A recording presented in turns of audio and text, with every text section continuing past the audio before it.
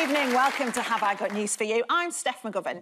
In the news this week, in London, at a matinee performance of Magic Mike XXL, dancers report being put off by two women on a leaving do in the front row.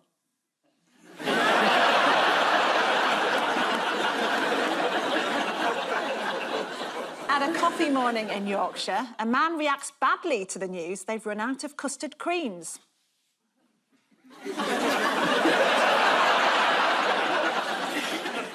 And at the end of a tough few days in Westminster, Jeremy Hunt celebrates keeping his job as Chancellor with a relaxing evening at his local TGI Fridays.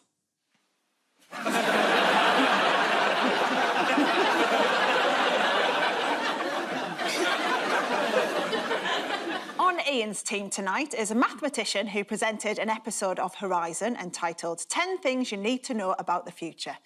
Thanks, but I think at the moment we'll just try and get through one day at a time. Please welcome Professor Hannah Fry!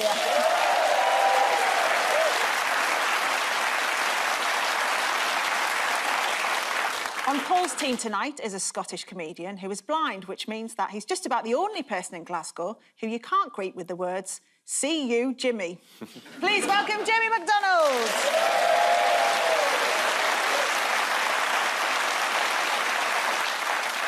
So we begin with the bigger news stories of the week. Ian and Hannah, take a look at this.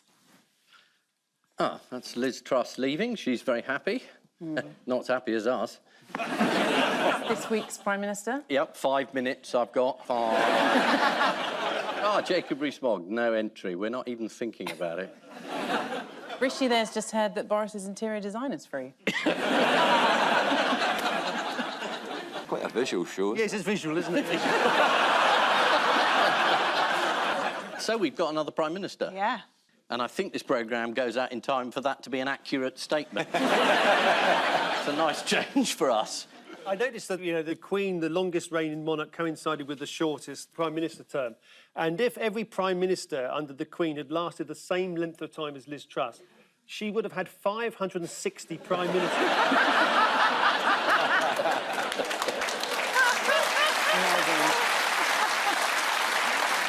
Which means in the end we'd all would have had a go. Would you like to see Rishi's moment of triumph? Yeah. Yes. Now, watch how enthusiastically he thanks all those people who mean so much to him. And Matt Hancock.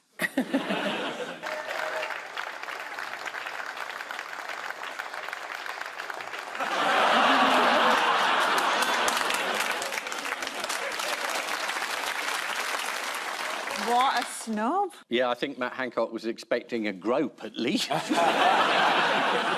Get another PM that's been to Oxford. Him, Oxford, Liz Truss, Oxford, Yeah. Boris Johnson, Oxford, David Cameron, Oxford. What are you saying? Well, I mean, what is it about Oxford that produces an endless list of bozos that come in front of us? You. Endless list of bozos. Did you hear how Keir Starmer greeted him? He congratulated him, didn't he? Yeah, he said in Rishi Sunak's first Prime Minister's Question Time, the only time he ran in a competitive election, he got trounced by the former Prime Minister, who herself got beaten by a lettuce. I do wonder if that lettuce is still going. I think they should do a winner stays on with Rishi. I mean, Truss must be off salads for life. How did Rishi Sunak try to distance himself from Liz Truss? By saying that there were lots of mistakes that had been made and he was going to fix them. Yeah, he said he was here to fix her well-intentioned mistakes. And one of the first He's things... just taking the... Sorry. And one of the first things he did was show some respect to Scotland. He rang Nicola Sturgeon and he said, "Hello, is that Nicola? You're not getting a referendum." What did you think, by the way? Because obviously Rishi rang Nicola Sturgeon, Liz Truss didn't. I don't know if Liz knew how to use a phone. I mean, she was only in office for like 45 days, right? Which isn't even enough time to get a broadband appointment. So I strongly suspect that the reason that she was doing all of this because she just didn't have any internet access to the news.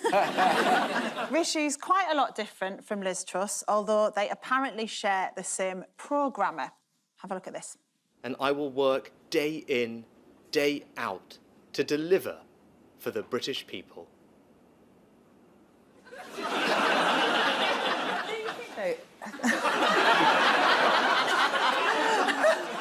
What did Rishi Sunak enter Downing Street without?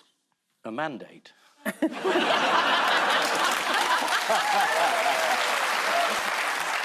He went in without his wife. Boris Johnson did that repeatedly.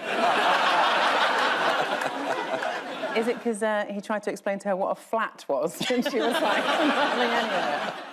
The big Boris bounce back didn't happen. Why did he withdraw if he had enough MPs to nominate him? He interrupted a holiday in the Caribbean to come back to announce this wasn't the right time for him to be Prime Minister. Who got into trouble for laughing about it?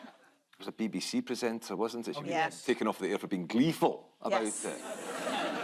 I think gleeful is actually quite a balanced response. Ecstatic is sort of the correct response. Yeah, the BBC's Martine Croxall on the late-night BBC newspaper review, he assures not long after the news of Boris's withdrawal broke. Well, this is all very exciting, isn't it? Hello and welcome to our look ahead to what the papers will be bringing us tomorrow. Am I allowed to be this gleeful? Well, I am.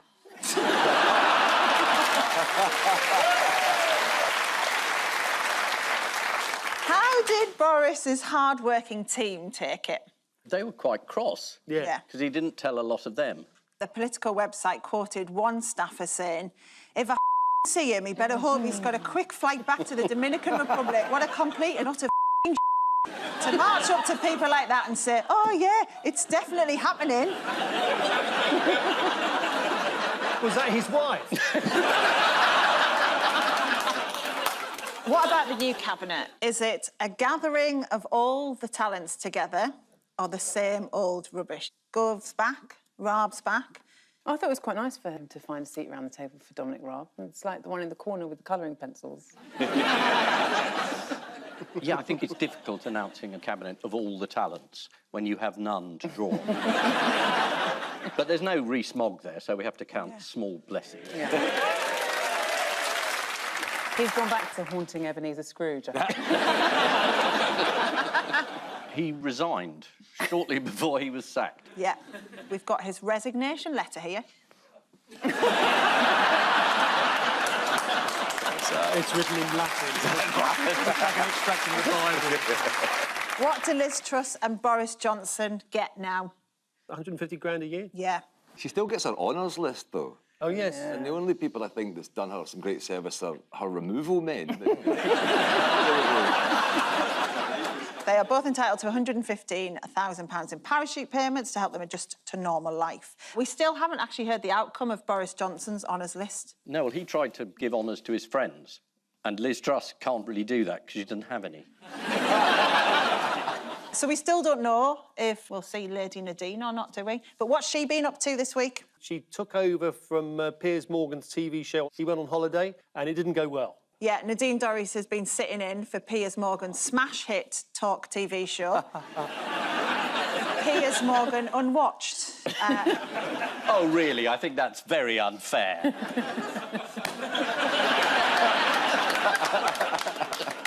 Right, let's see how she did.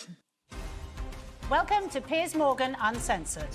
Coming up on tonight's programme, for a change, a man who is going to clear up a woman's mess.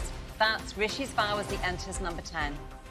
As you were, Sunak's stability extends to the cabinet with the big beefsteak and all cages but Bradman back at home in the Home Office. Sorry, I've just completely messed up. At least she's a better presenter than she is a politician.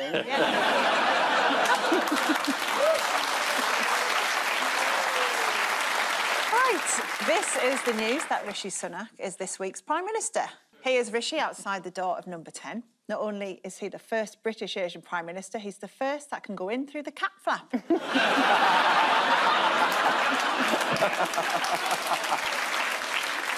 Jacob Rees-Mogg dated his resignation letter St Crispin's Day, which is apt because St Crispin is the patron saint of cobblers.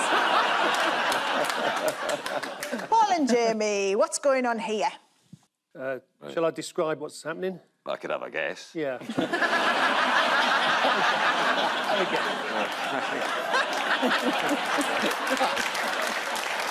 I don't know. It's either Vladimir Putin or China. That's the Yeah, name. it's Is it both? But I'll give you a clue. It's about the Ford Fiesta not being produced anymore. Oh, Xi Jinping just bought one. Yeah, he's just bought one. He's just bought one. Oh, no. So, yeah, the Ford Fiesta's no longer being produced. Yeah. This is the news that after 46 years, Ford are scrapping the Fiesta. Who's really upset about it? The Ford Fiesta Appreciation Club. Yeah. The FFAP. Yeah. The RNIB. Yeah. Yeah, not far off. The Sun's motoring correspondent, Rob Gill, Yeah. was particularly upset. Was he? Yeah, he wrote this in an article. Like many of you, my first car was a Fiesta. It was the first car where I folded the seats flat. If you know what I mean. Maybe he meant more like this. A car that's easier to park and a pleasant, airy interior. There's somewhere for odds and ends, somewhere for maps and books, and with the back seat folded down, even somewhere for the kitchen sink. Who's this, and what did he have to say about the Ford Fiesta this week? Vladimir Putin. Yeah, Vladimir Putin. Spot on. Spot on. That's George Williams. It's Nick Mills. Oh. Ah, yeah, the well-known George Williams lookalike. Yeah, it's Nick Mills, and according to The Sun, he's Yeah. the UK's premier Fiesta expert. Yeah. Sky News described the Fiesta as a British icon, but just how British is it? Fiesta's a Spanish word, isn't it? Yeah. Ford's an American word. It's an American Spanish car. The chair was invented in China. Yeah. People were standing up for thousands of years. Or sitting on the ground. Yeah. Somebody said there's got to be a happy medium. Yeah. As The Guardian revealed, it was invented in America, Yeah. it's made in Germany, and it's got a Spanish name. Yeah. Yeah. Although I thought it was named after a porn mag. I thought I recognised your face. It wasn't my face you were looking at, was it? I was trying to be polite. In other motor-related news, how are white van men changing? They're getting into more yoga and healthy eating. Yeah, you're right. The white van man stereotype is changing, with reports that 20% would choose avocado on toast over a fry-up. Ian, what would you eat if you were a white van driver? There's a marvellous bar, isn't there, called a Yorkie? Have you ever had a fry-up? Oh, yes. No.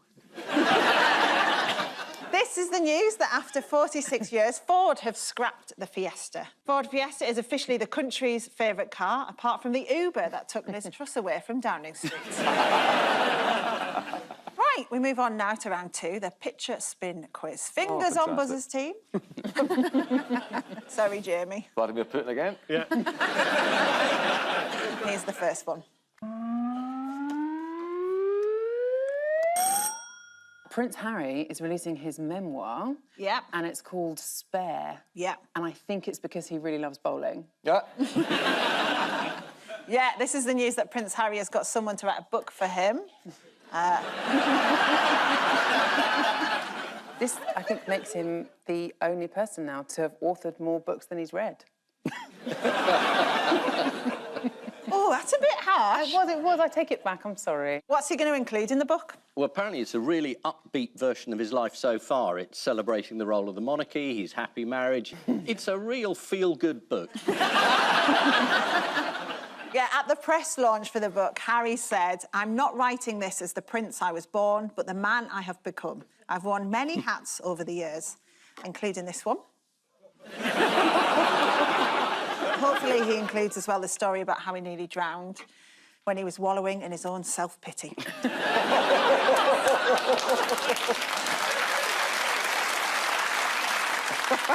You said I was harsh. Yeah. Right, in other royal news, Yeah. why is the House of Lords poking its nose into Charles's business? Oh, this is over who takes over if Charles is ill or Yeah. away. And at the moment, it's Harry and Prince Andrew, which is obviously not entirely satisfactory. What do you mean if King Charles is away? If there's official business to do, like waving, Yeah. should do it the way Saddam Hussein used to do it. Just get a load of lookalikes. Yeah, exactly. And that boy was opening 8 community centres simultaneously. According to the BBC, the issue was brought up in the House of Lords as a historic first after being raised by a Viscount, which is quite a moment, I guess, to hear from a talking biscuit. Yeah. My favourite joke of the show so far. Who are the 5 royal stand-ins and why are they a problem? Who are they? They're Alan Titchmarsh. Phil and Holly.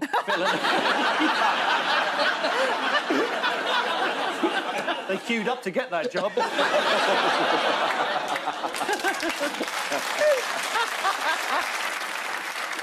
Camilla, William and Beatrice are 3 of them, but obviously the real issue is the other 2, Andrew and Harry. What unfortunate incident befell one of Charles's royal stand-ins this week? Oh, is this the Madame Tussauds story? Yes. King Charles's waxwork in Madame Tussauds was targeted by climate change protesters. Let's have a look. The time for words has moved to the time for action. Ladies and gentlemen. Who still goes to look at waxwork likenesses? I always think that, but there's always a massive queue Yeah. outside it, isn't there? Yeah. No, they're not real people. Ah. It's them stock taking. Just Stop Oil are now into their 26th day of civil unrest. It's not going that well, especially compared to the success of Just Stop Gas, which Putin managed to do in just 5 minutes. Right, fingers on buzzers. Here's the next one.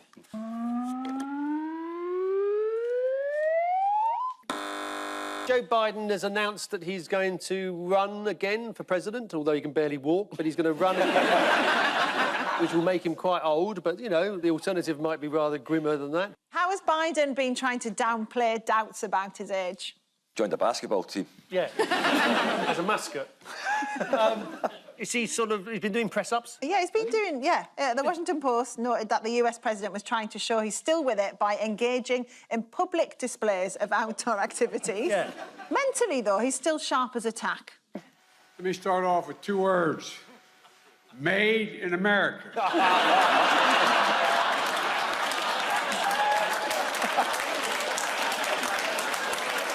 Oh, dear. Biden said the voters were right to be concerned about his health, adding that he could drop dead tomorrow. I mean, I've heard better campaign slogans. Yeah. Vote for me today.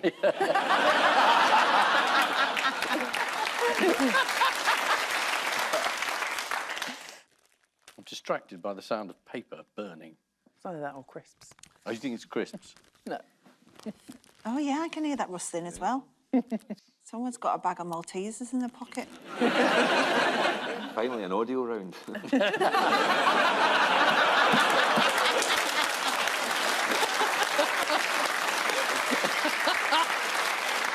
And the question is, what flavour crisps are they? Time now for the odd one out round. Just one between you this week. Alan Titchmarsh, Boris Becker, David Dimbleby and Macbeth.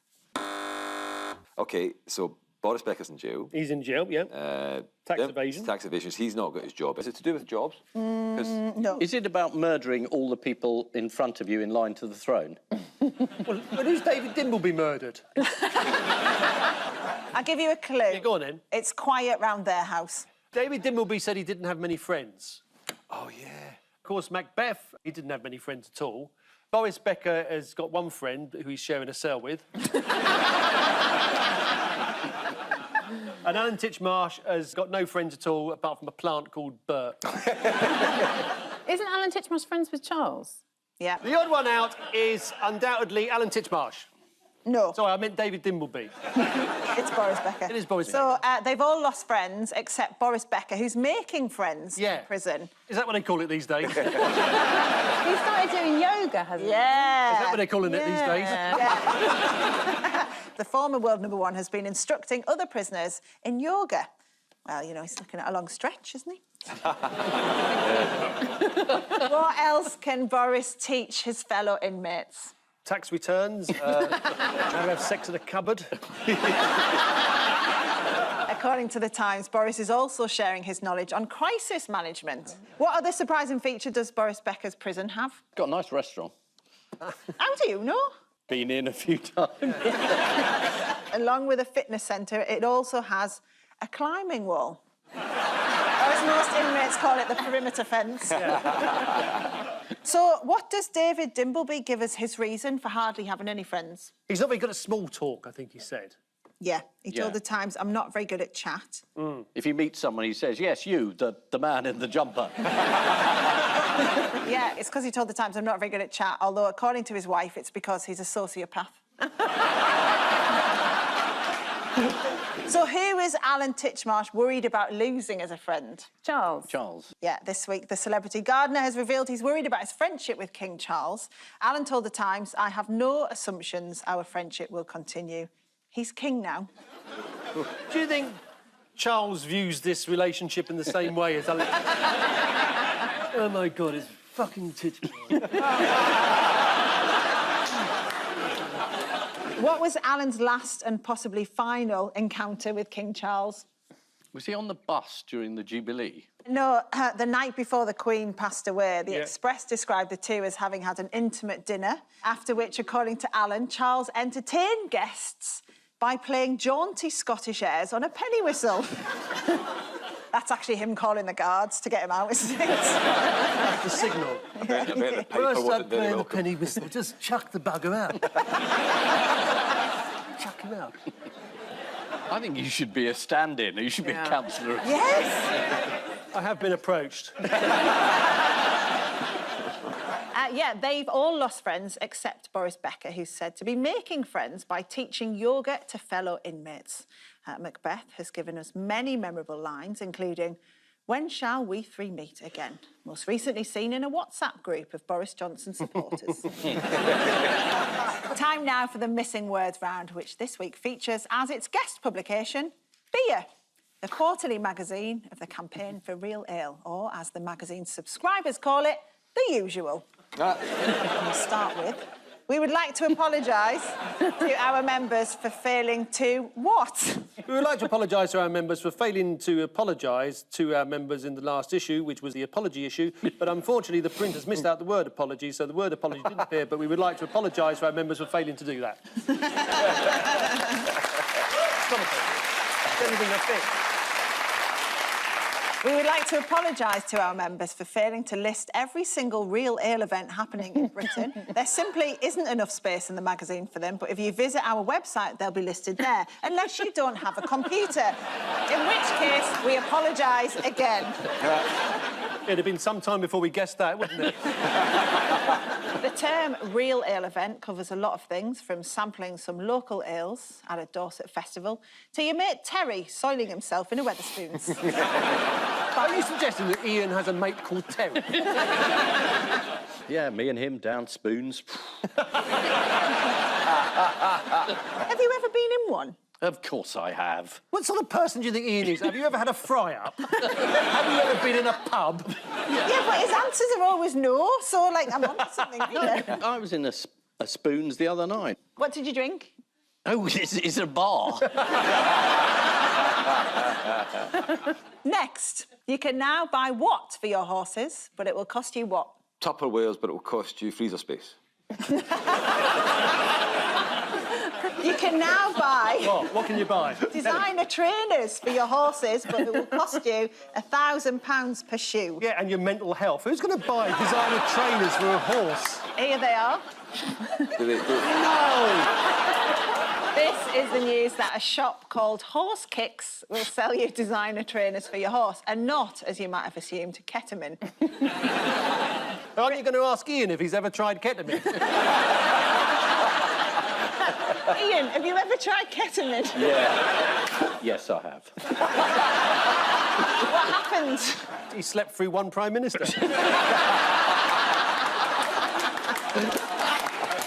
Next, man gets chip implanted in his hand that allows him to what? Masturbate furiously. It's like a blur. says happy and excited Archbishop. Not saying which one. Thought it was to attract seagulls.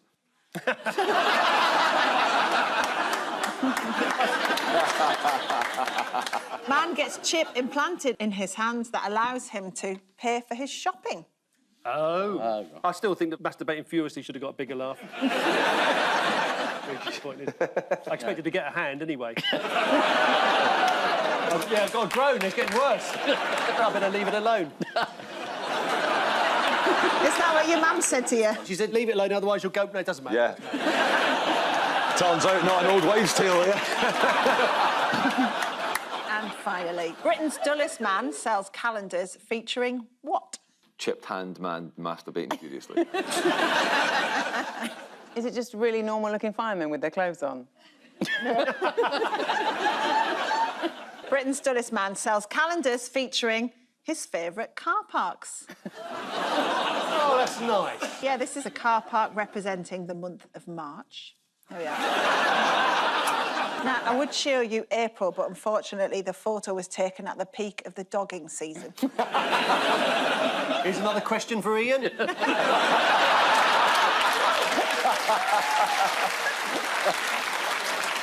I'll answer for him. We prefer not to talk about it.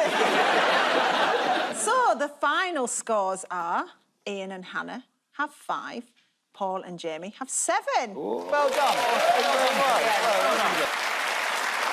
But before we go, there's just time for the caption competition. Ian and Hannah, you've got this. Well, it's 2 clowns that aren't in government. Don't look now, but Jacob Rees-Mogg has just walked in. Has he? Yeah. Sorry, it's the caption. Paul and Jamie, get this. Somebody's whispered in Joe Biden's ear. That's not a urinal, Joe.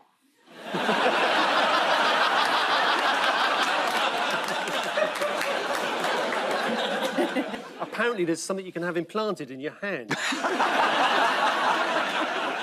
On which note we say thank you to our panellists, Ian Hislop and Hannah Fry, Paul Merton and Jamie MacDonald. And I leave you with news that in the Downing Street garden, Rishi Sunak begins to regret giving Therese Coffey the role of Environment Secretary.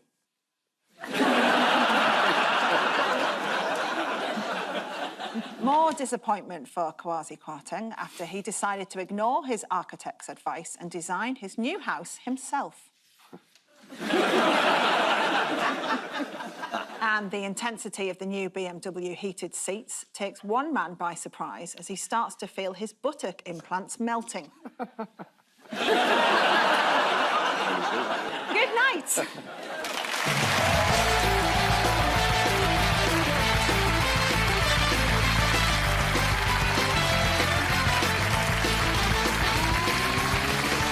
Dissecting the week's news with comedians and his audience, Frankie Boyle's New World Order. Press red now, enjoy.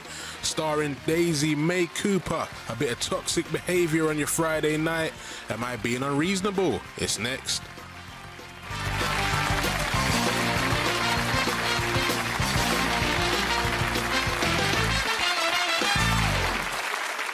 The midnight rain, let's toast to dreams that bring us near, bringing in a brand new year.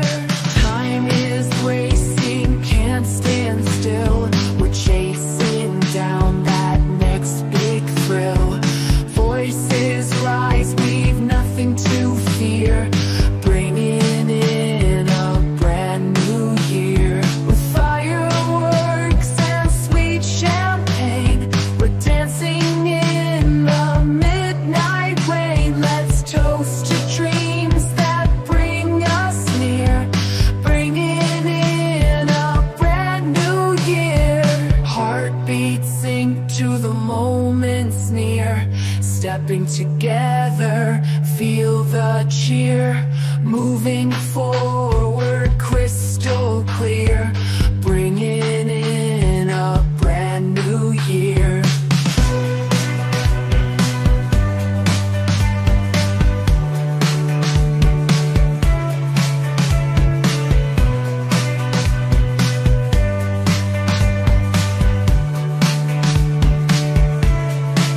His hands plans that allows him to pay for his shopping. Oh. Right. I still think that masturbating furiously should have got a bigger laugh. Very disappointed. I expected to get a hand anyway. Yeah, I've got a groan. It's getting worse. I better leave it alone. Is that what your mum said to you? She said, leave it alone, otherwise you'll go... No, it doesn't matter. Yeah. Turns out not an old wives' tale, yeah. And finally, Britain's dullest man sells calendars featuring what? Chipped hand man masturbating furiously. Is it just really normal-looking firemen with their clothes on? Britain's dullest man sells calendars featuring his favourite car parks. Oh, that's nice. Yeah, this is a car park representing the month of March. There we are. Now, I would show you April, but unfortunately the photo was taken at the peak of the dogging season. Here's another question for Ian.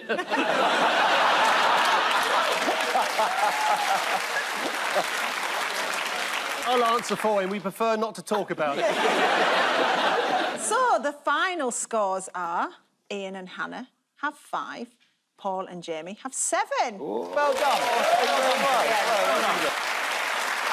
But before we go, there's just time for the caption competition. Ian and Hannah, you've got this. Well, it's 2 clowns that aren't in government. Don't look now, but Jacob Rees-Mogg has just walked in. Has he? Yeah. Sorry, it's the caption. Paul and Jamie, get this. Somebody's whispered in Joe Biden's ear. That's not a urinal, Joe.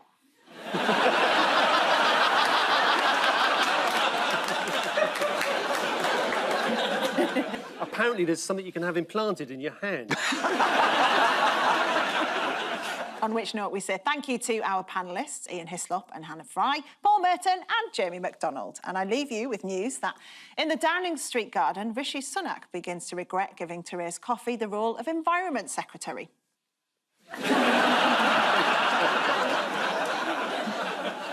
More disappointment for Kwasi Kwarteng after he decided to ignore his architect's advice and design his new house himself.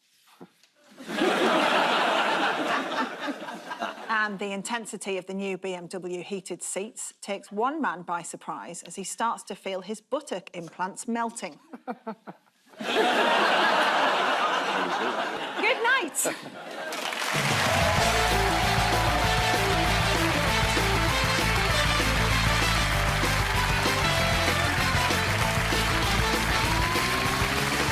Dissecting the week's news with comedians and his audience, Frankie Boyle's New World Order, press red now, enjoy. Starring Daisy May Cooper, a bit of toxic behaviour on your Friday night. Am I being unreasonable? It's next.